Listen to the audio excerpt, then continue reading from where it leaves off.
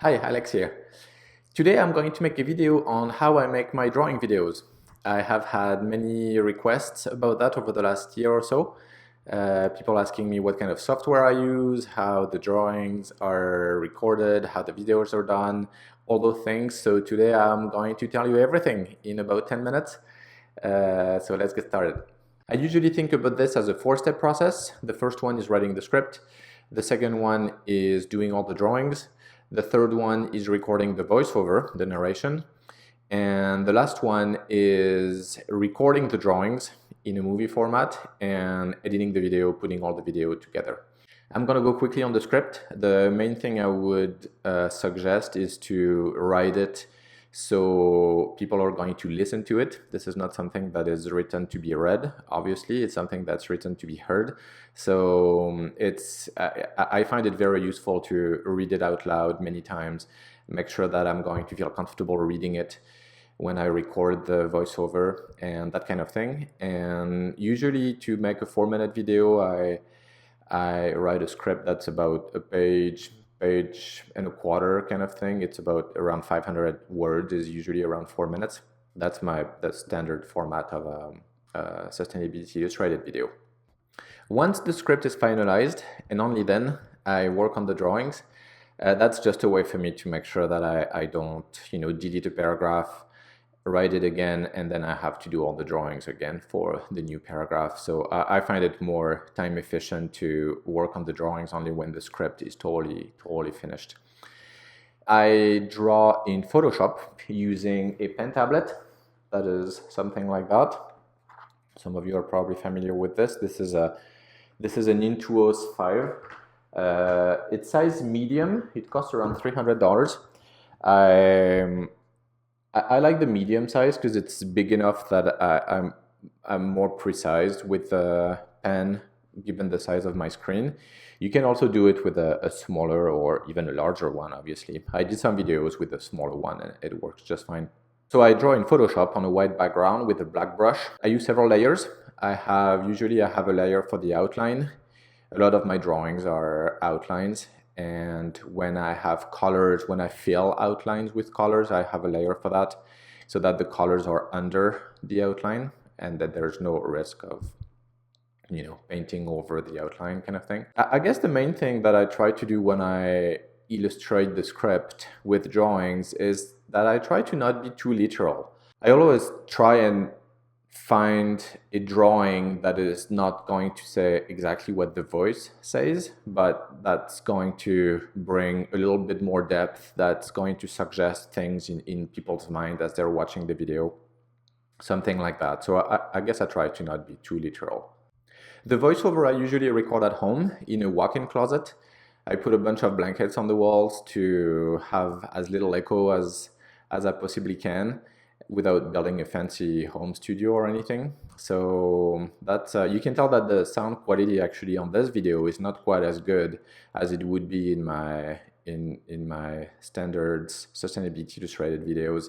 That's because I recorded everything in my office here, and plus I have tiles on the floor, so there's way more echo and street sounds and all that than I would get in my little walk-in closet at home. So that's a good trick. I know a lot of people do that. I use a blue microphone.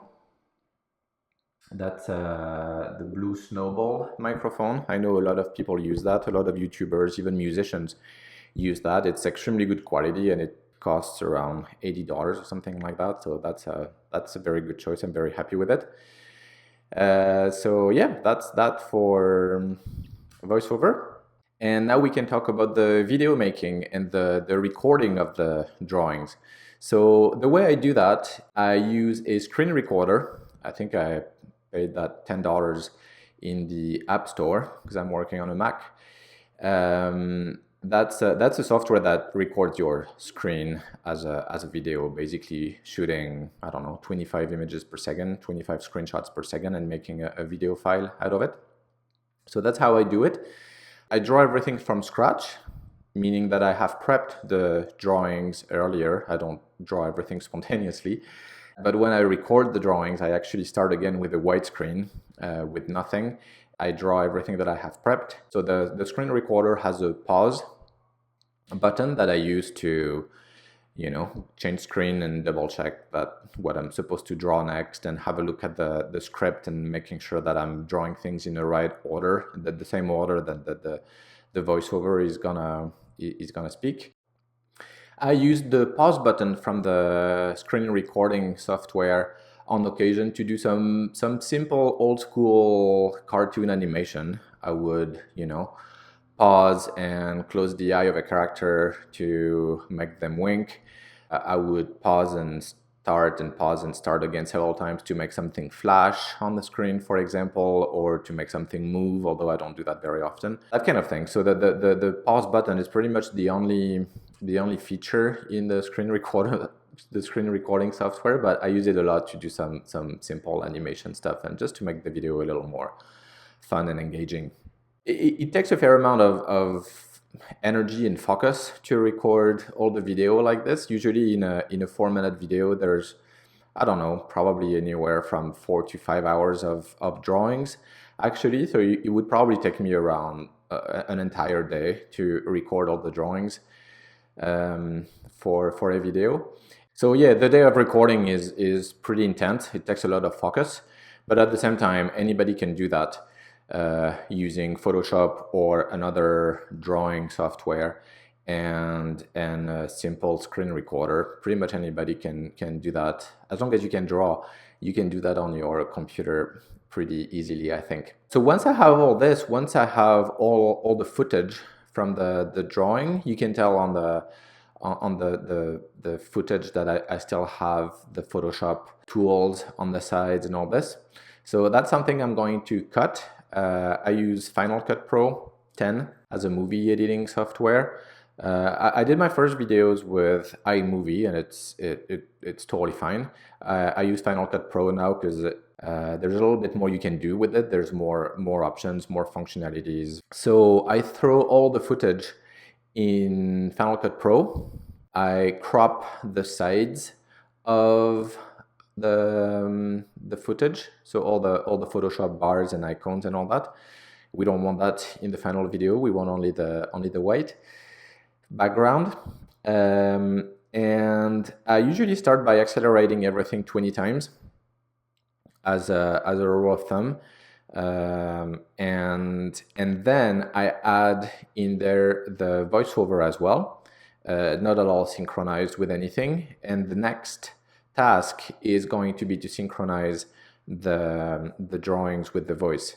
And I do that in that order. I synchronize the drawings with the voice and not the other way around. I don't want the pace of the voiceover to be dictated by the drawings, so I do that the other way around. I basically cut and change the speed of little segments in the video so that they match the voice. So although all the drawings are recorded at the same speed, they don't, and you can probably tell actually when you watch a video, the drawings, not all the drawings appear at the same speed in the video. Some appear at 20 times, 50 times, maybe 100 times, maybe sometimes only 4 times the real speed of the recording. So that's the way I do it. I use transitions between screens. I think that the main thing that I like about this, as opposed to drawing already on a whiteboard, is that it doesn't take a camera, it doesn't take spotlight, it gives a very clean result in the end. So yeah, I hope that was useful. If you have questions about that, feel free to write to me directly through YouTube or through my website, sustainabilityjustwriteit.com or amcreative.org. In the contact section, you can always do that. I'll respond as quickly as I can, usually within 24 hours. And as usual, thank you for watching.